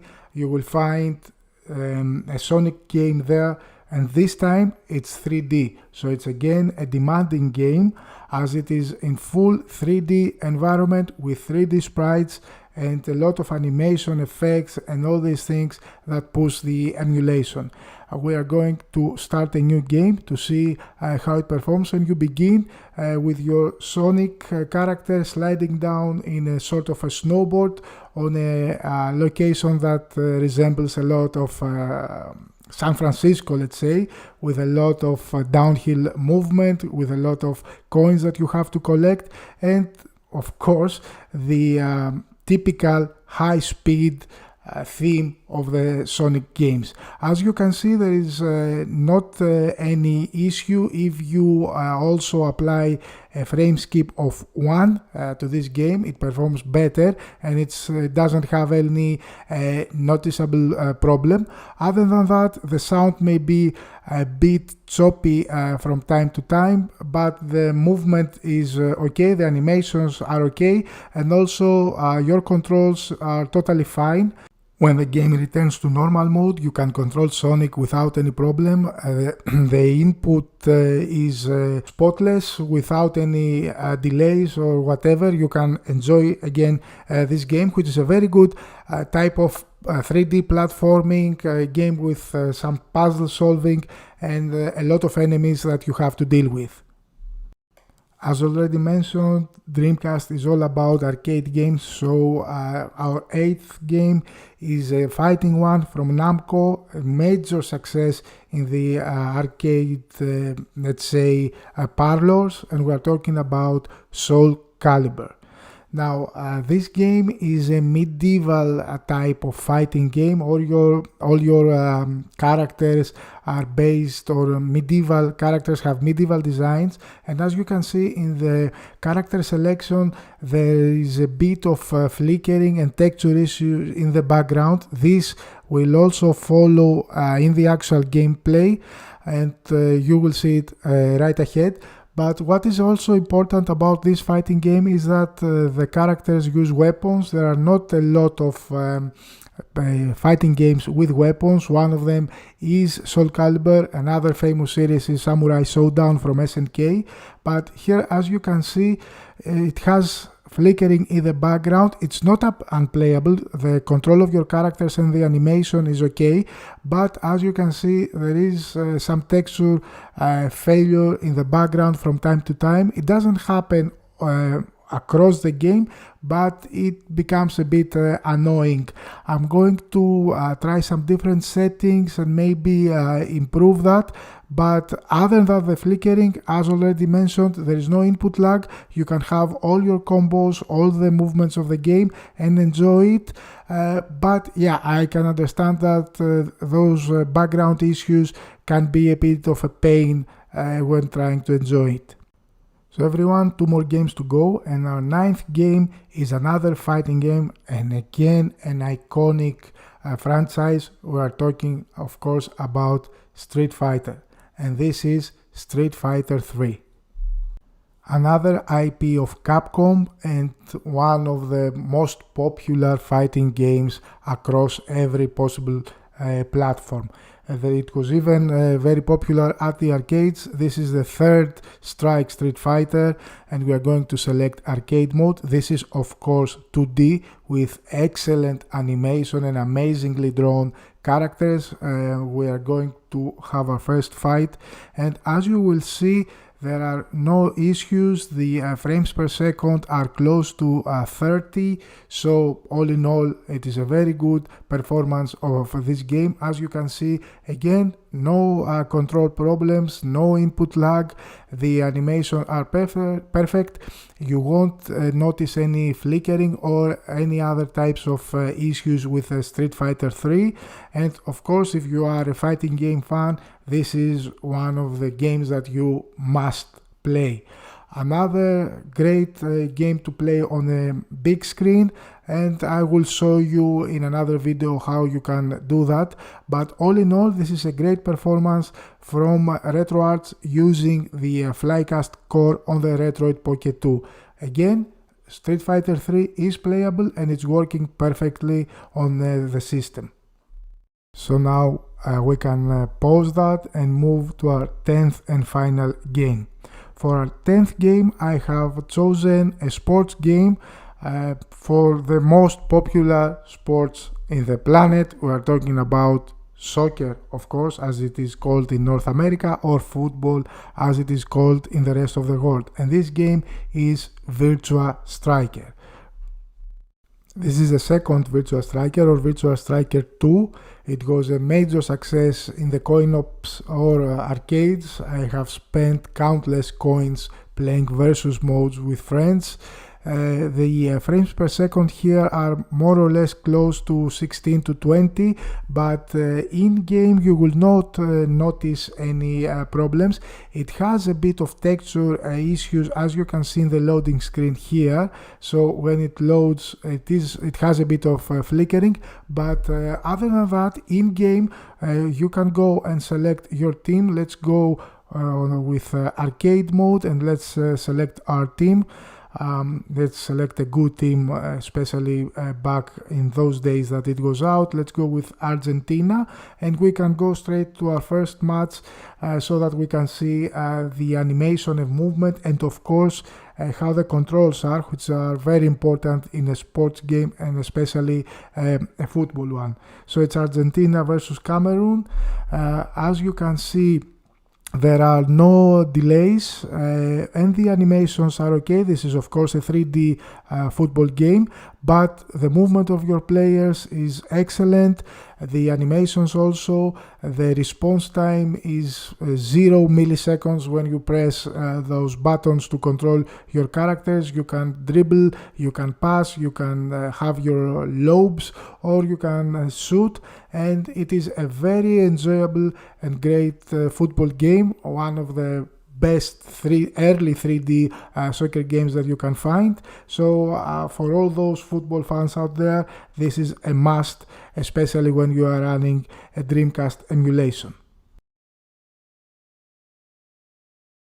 We're going to do in this video, we are also going to use RetroArch, this famous and trustworthy emulator, and we are going to have a look at 9 different Megadrive or Genesis games that I suggest you try for this system.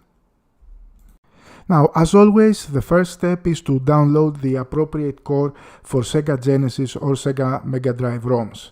And this one is Genesis Plus GX. So you would have to launch your RetroArch application, go to Load Cores, then Download, and then you have to select the Genesis Plus GX core. Wait a few seconds until it's downloaded, and then it is available, so you will have to go back, load core, select Genesis Plus GX, and then we are ready for our next step. So now that we have our core loaded, we can go to the ROM selection. And in order to do that, we have to go here where you have to start scanning. You will select the folder where you have downloaded all your Megadrive or Genesis ROMs, and then select Scan this directory. The required time, of course, depends on the number of ROMs and how big the files are, but usually it takes around half a minute to 1 minute for 10 to 15 ROMs, again depending on the size of those compressed files. Now, when this is done, we can find the available ROMs or games that we can check under this section where it shows the iconic gamepad of the Sega Megadrive or Sega Genesis. We are now ready to go to our first game, which in our case is Earthworm Jim. Now, this is a run and gun platform game. It was developed by a British company called Shiny Entertainment, which doesn't exist anymore, and it was released for the Sega Mega Drive in 1994. Now, its success, of course, led to several ports to other systems, so you can find Earthworm Jim for most of the common platforms from back in the day, like Super Nintendo. It was also ported for the PC. I believe it was also ported to the Amiga. But all in all, this is a very nicely 2D platform game. The sprites and the animations are amazing. However, especially if you are not used to this type of games, it can be quite challenging. It requires some time for you to get a hold of its controls. You can move around, you can jump, you can use your head as a whip, more or less, and you can also use your gun. You have to, as the title says, run and gun, but you also have to solve a couple of puzzles as you move along in order to progress. As you can see here, you have to use your gun to drop this fridge and launch this cow. Now, as already mentioned, it is a difficult game. You have to get used to it, but other than that, it is a great platform game that unfortunately we don't find anymore. Earthworm Jim series had 4 games released up until the company was sold to another company, then it was resold, and then it was dissolved. So we lost the franchise, and we lost any possible let's say updated remake or a new release in this series. This is a very cool character, and it is typical of the way that Sega wanted to market its characters and its games during the 90s. With regards to emulation, this game plays without any issues, no crackling sound, no input lag whatsoever, so you can download the ROM, it's everywhere, and enjoy this amazing series of games in the Sega Mega Drive. If you like this game, you can also get the sequels like Earthworm Jim 2, which was also released for the Sega Mega Drive. It also plays without any issues, so you can enjoy all those games of the Earthworm series in your Retroid Pocket 2 using RetroArch. Moving on, we have a Sega IP, and this is Golden Axe 2. This is the first home console release in the Golden Axe series, and it is a game that from the early years of the Megadrive life. It was released in 1991, and it was the first sequel to Golden Axe, which was a very successful arcade game developed by Sega.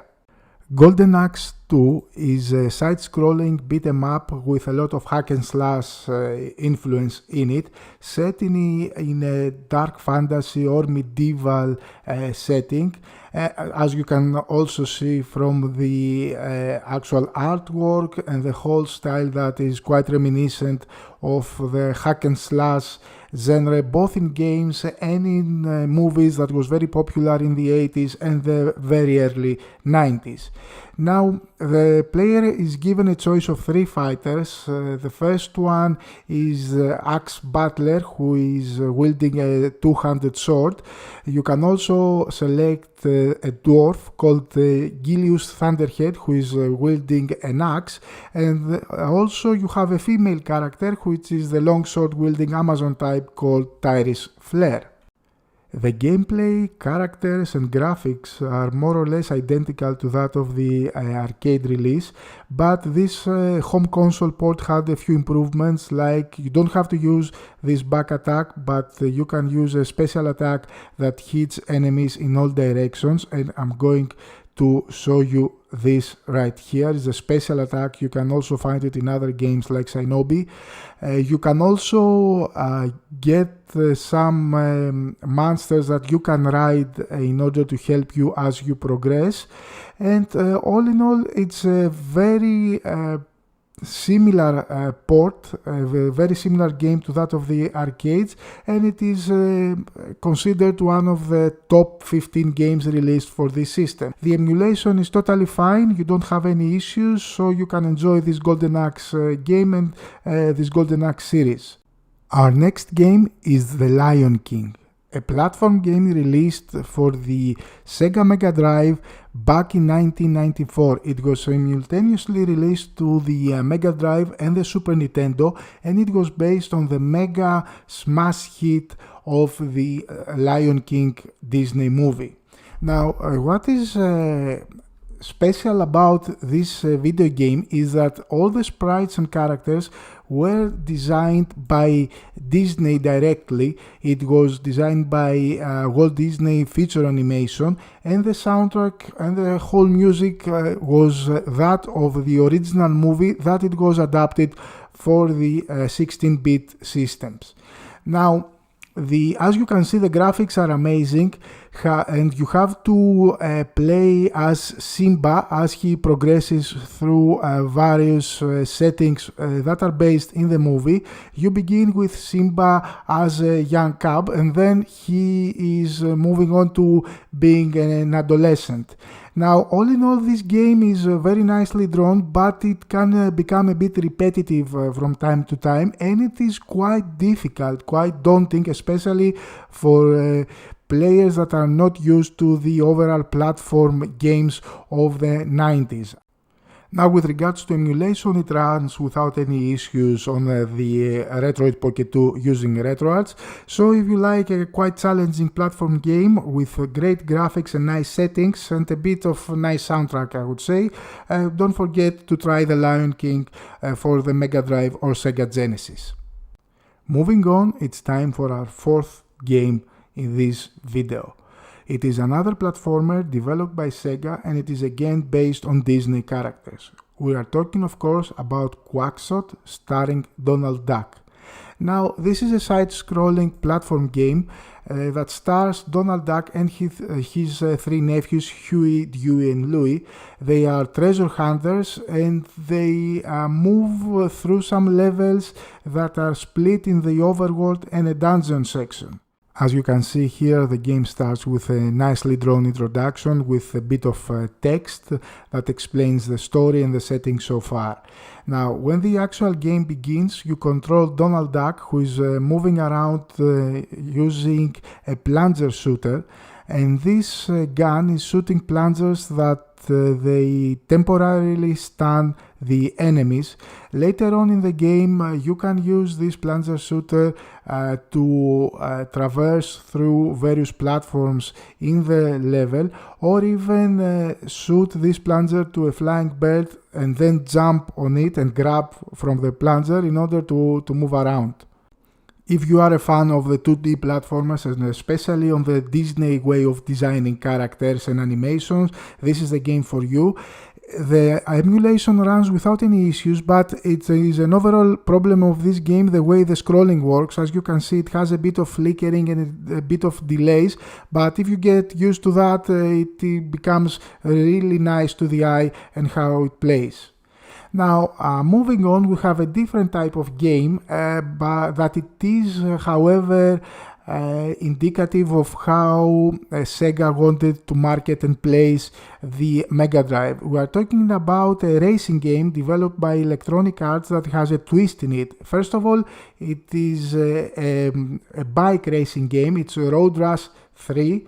But it has also a new feature that it is not that common to racing games. You can use your fists, you can use your hands to attack other bikers and throw them off the road or throw them off their bikes in order to get a better position as the race goes on. This game came out in 1995 and it was actually the last game released by Electronic Arts for this system. It was the third installment to the Road Rash series and it received quite positive reviews, especially on the upgraded graphics, the locations that pushed the system to its limits, but the audio is a bit choppy and can become quite boring from time to time.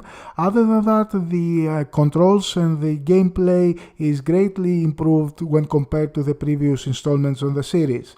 The emulation of this particular game runs without any issues on the RetroArch, so if you like a different racing game, I suggest you try it.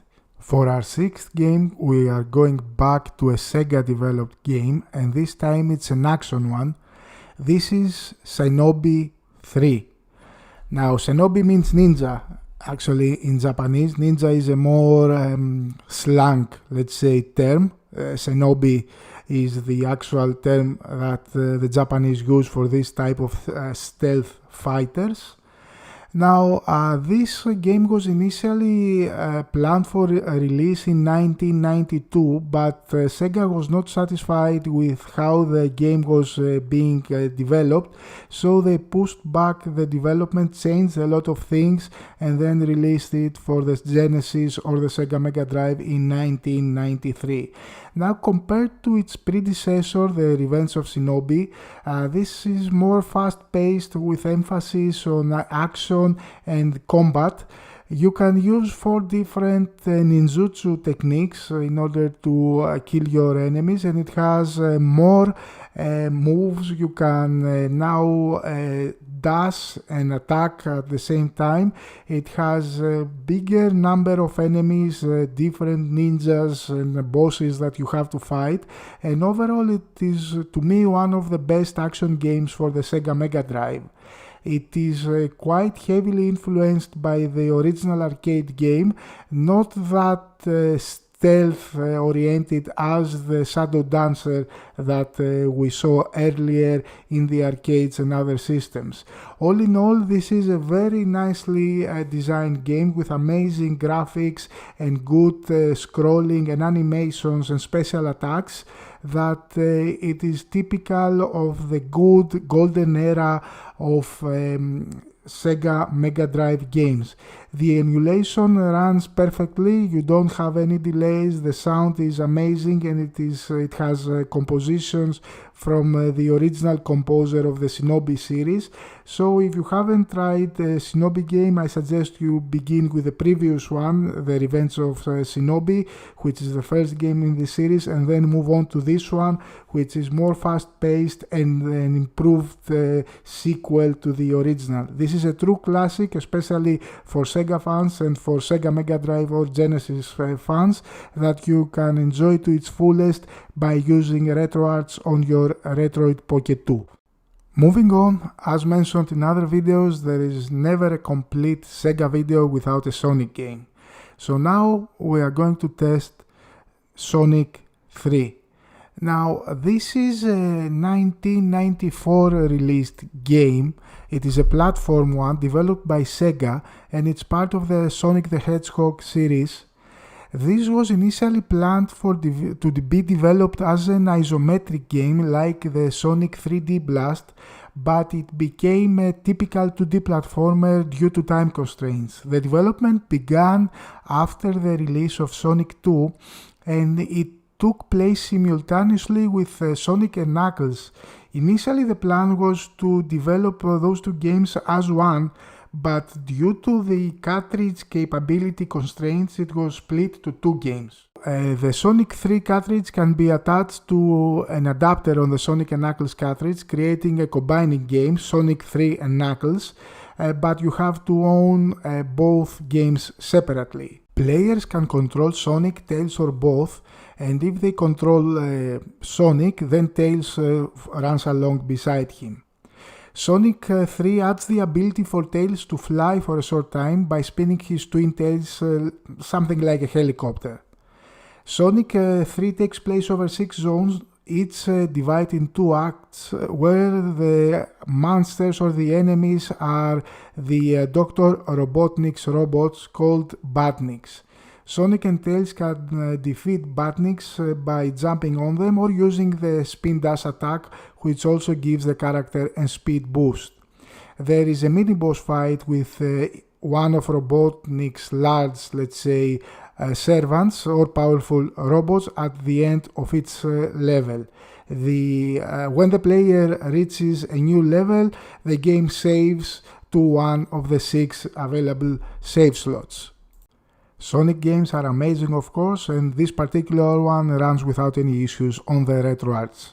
Now, moving on, we are going to test a fighting game, and we are testing one of the 2 most famous fighting game series ever. We are talking, of course, about Street Fighter 2.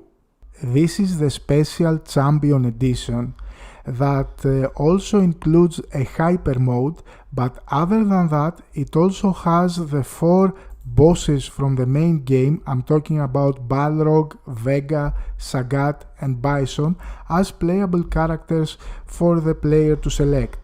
Now there are also some improvements in the actual design, especially in the backgrounds, and some redesign of the characters, especially on the facial expressions. Other than that, the game has all the moves and the special attacks that the characters have. Some of them have been modified a bit in order to control the actual balance, as they have included the bosses. If you remember, those 4 bosses were quite hard in the initial game, but now that they are controllable characters, they have some of their special moves toned down. Other than that, it's the typical Street Fighter game where you have to beat a number of challengers in order to reach the appropriate ending depending on the characters you're playing. Each character has his own backstory and his own ending. The game runs without any issues. You can have all those great combo attacks that define Street Fighter as one of the best fighting games ever. It's a series that is still strong today. It will continue to see releases on this IP, of course developed by Capcom. Now moving on to our final game, we have a beat 'em up which is considered to be among the top 5 games released for the Sega Mega Drive or the Genesis. I'm talking of course about the sequel to the original Streets of Rage. This is Streets of Rage 2. This series is known in Japan as Bare Knuckle, and it is a side-scrolling beat 'em up developed by an ad hoc team by mostly Sega developers. It is exclusive to the Sega Mega Drive and the Sega systems, and it includes Axel Stone and Blaze Fielding from the original game, but it also introduces two new characters, Max Thunder Hatchet and Eddie Skate Hunter, who is the younger brother of Adam Hunter from the original game. It is a huge commercial success. It is regarded as the best entry of the series, a series that is still strong today, as we saw Streets of Rage 4 released for various systems in 2020, and it is also considered as one of the greatest video games of all time. This is a typical side-scrolling beat-em-up in which one or two players fight against enemies, waves of enemies actually, while picking up weapons and items along the way. In addition to standard attacks, which have been expanded compared to the first installment of the series, each character can now perform a unique blitz attack by double-tapping a direction before attacking. Now, overall, this is a must for every Sega Megadrive or Sega Genesis owner, as it is one of the best video games ever released, especially if you are a fan of beat-em-up games. The emulation runs without any issues, the animations and the design of the characters are great, along with an amazing soundtrack that had become a staple of the series. Another interesting fact about this game is that its two main developers were brothers. We're talking about Ayano Koshiro. She is the designer of the graphics, characters and all combat mechanics, and her brother Yuzo Koshiro was the lead music composer. The programming was done by the same team that created the first game, and there were several ports of this game to other Sega systems like the Game Gear or the Master System, and even an arcade release that was based on the original game.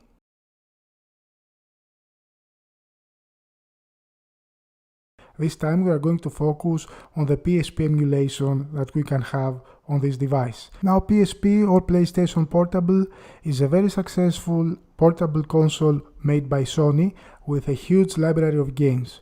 For this emulation we are going to use PPS SPP, a very common and successful emulation for the PSP. We will start with some system settings that we need to change in order to have a better performance, but before we go there, let me fix the focus of the camera in order for you to have a better look on the settings. You don't have to take any notes. I will also have all these settings in the description of the video. So let's begin. First of all, we have to have fast memory unstable checked and I/O on thread also checked. Then we should go and change the CPU clock. You can set that either to 111 for less demanding game or above 200 to 225 for more demanding ones. Now we should go back to some graphics settings and see what we can do there. This is the most important part of the customization of PPS SPP in order to improve performance. When you go to graphics, you will see that the backend is locked to OpenGL. There are no other options, but you should change mode to buffered rendering. The next part has to do with frame skipping. You can change frame skipping to 1 to 5 and also have auto frame skip checked. Post-processing should be off, and then we can go to performance. Here you select rendering resolution to auto, display resolution you select native, it will restart, and then you select the following: hardware transform, software skinning, vertex cache, the lazy, and then you disable slower effects. Finally, you should go to texture, have upscale level to off, and then deposterize, uncheck, and also anisotropic filtering unchecked. The last step is to go to hack settings and set the lower resolution to safe. It is good to note here that these are the general settings that you need to apply in order to improve overall performance. You may need to micromanage some settings depending on the game you want to play and how demanding it is. We can now check 5 games to see how they perform, and we will start with God of War, which is quite demanding.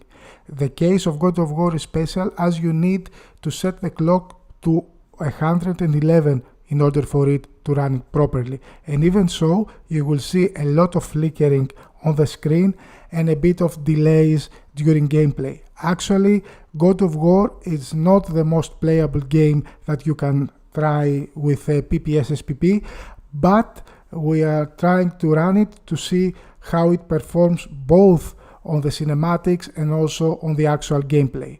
So this is the main options for the game. Not much that you can do here, but we can go to new game, select our difficulty, and begin with the cinematic. As you can see, there's a lot of flickering in the cinematics. The frames per second during the cinematics are above 60, but still the flickering is annoying, so you may have to revisit some settings, play with them in order to find the ideal combination. As you can see, during actual gameplay the flickering becomes worse. The game is uncontrollable even with the clock set to 111, so I don't believe that this is a game that can be played on the Retroid Pocket 2. Moving on, we are going to try Castlevania Dracula X. This is again a demanding game, but you will see that the performance is much better compared especially to God of War. As you can see, the frames per second are more or less 30, but they will remain so throughout the game and the cinematics. So if we move forward and skip the introduction, I will go directly to the options to start a new game, and we can see how it performs. During the cinematic introduction of the game, the frames per second will move from 15 to 30, but still it's not that bad. You can easily follow the story and what is happening on the screen, and when it turns back to your controls, there is no input lag and you can play it normally, as you will see right now. As you can see from the response time of the pressed buttons that I'm using, there is no input lag. You can enjoy this game to its fullest. There will not be any major frame drops during gameplay. So in general, we can say that Castlevania Dracula X is one of the playable games using PPS SPP on the Retroid Pocket 2. I am going to show you some extra gameplay to see how well the game performs, not just with regards to animations, but also the special effects are nice.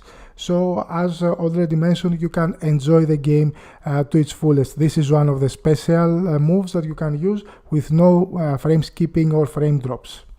The third game we are going to try is Call of Duty.